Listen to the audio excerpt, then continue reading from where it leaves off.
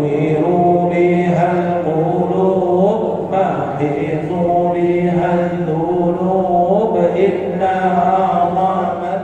ما هي الصفة الأولى للمؤمن الخاشع في صلواته وصلاته بين يدي ربه سبحانه وتعالى؟ فإن لم تخشع بين يديه فلن تخشع وأنت خارج الصلاة. فافهم أيها المسلم. Jadi dalam ayat Quran yang dibacakan tadi, Allah Subhanahu wa taala menyifatkan sifat seorang mukmin.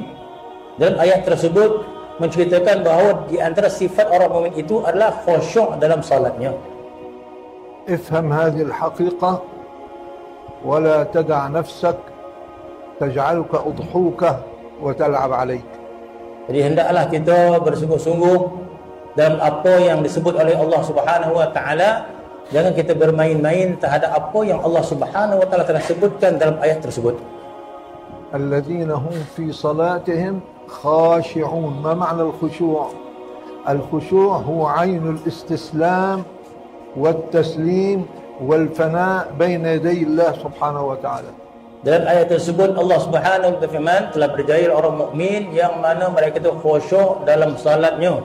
Syekh mengatakan apa maksud khusyuk? Khusyuk itu adalah kita akur dan kita terima apa yang Allah takdirkan kepada kita.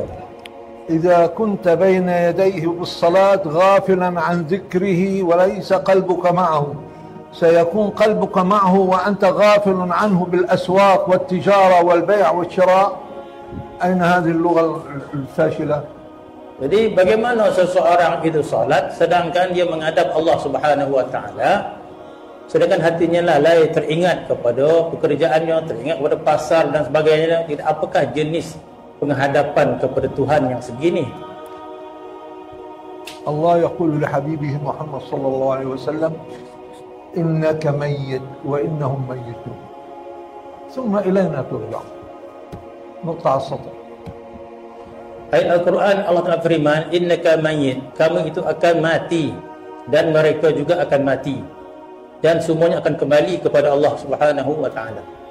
لذلك السعيد من سعد بربه والشقي من غفل عن ربه. فافهم.